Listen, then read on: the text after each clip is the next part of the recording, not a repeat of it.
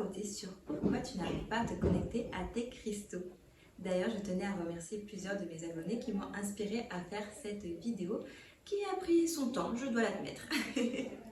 Donc quand on parle de connexion, on s'imagine souvent qu'on va partir loin avec son cristal ou bien on s'attend à ressentir des choses particulières comme des picotements, des sensations de chaleur, des sensations de froid. Et plusieurs d'entre vous m'ont demandé si le fait de ne rien ressentir, ça voulait dire qu'on n'était pas connecté avec son cristal. Et donc aujourd'hui, c'est ce que nous allons tenter de répondre avec la question suivante: pourquoi je n'arrive pas à me connecter à mon cristal?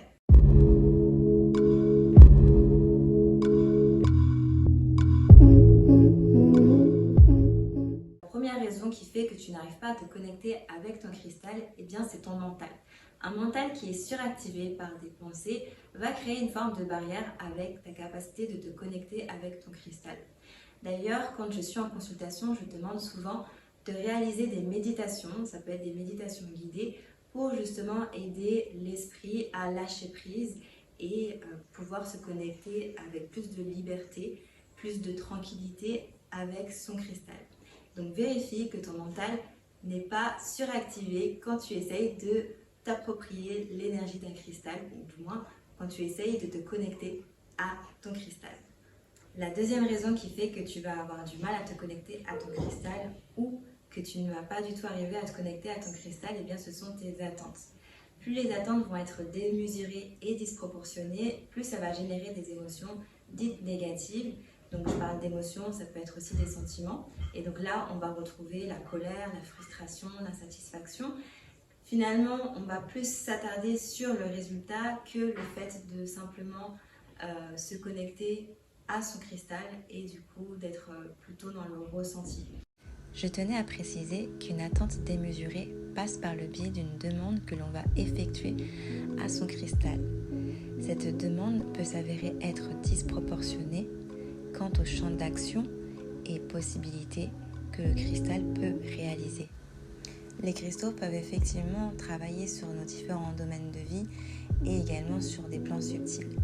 Mais cela étant, ils ont aussi leurs limites. Comme je le dis souvent, j'aime à dire que les cristaux restent des outils d'accompagnement, que ce soit en développement personnel, en développement spirituel ou bien en tant qu'outil thérapeutique.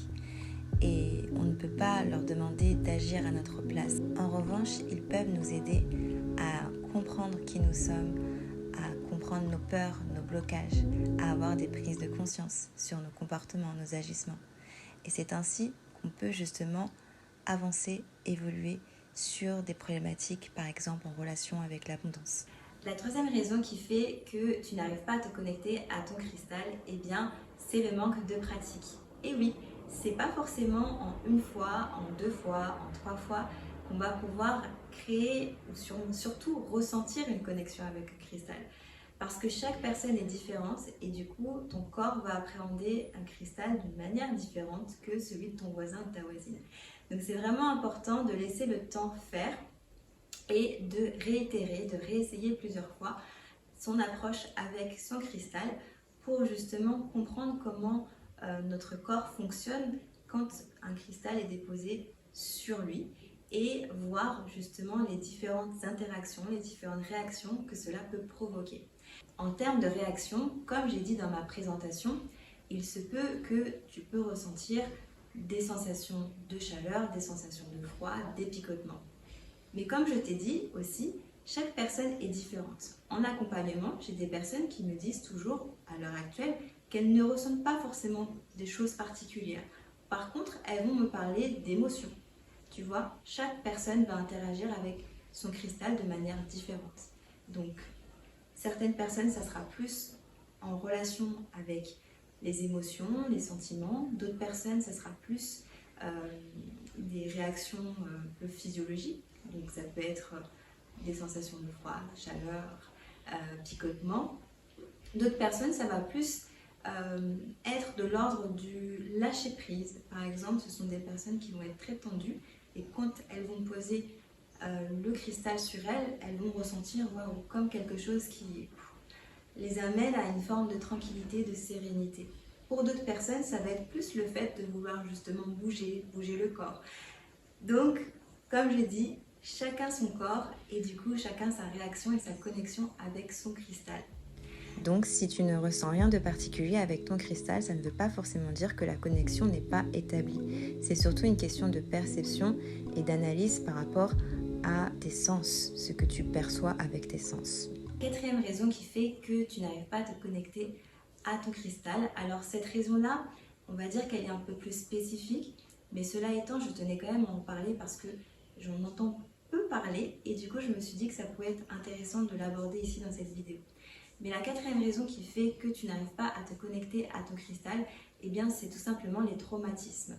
Une personne qui s'est coupée de ses émotions pour x, y raison peut avoir beaucoup de mal à rentrer en connexion avec son cristal. Si c'est ton cas, je t'invite vraiment à être accompagné, notamment avec un professionnel de santé, parce qu'effectivement, tu peux ressentir vraiment le besoin d'utiliser un cristal, mais quand tu vas poser le cristal, ton corps va rejeter un petit peu le cristal. C'est-à-dire que tu ne vas pas te sentir à l'aise, tu vas très rapidement vouloir que le cristal en fait soit loin de toi. Alors ça peut aussi s'expliquer pour les personnes qui n'ont pas choisi le bon cristal, mais bien souvent c'est quand même en relation avec un traumatisme. Et du coup, quand tu vas essayer de vouloir te connecter au cristal, eh ben, il y a ton corps qui va comprendre que le cristal c'est plus, on va dire, un danger, un intrus, et du coup ton corps va vouloir un peu le rejeter.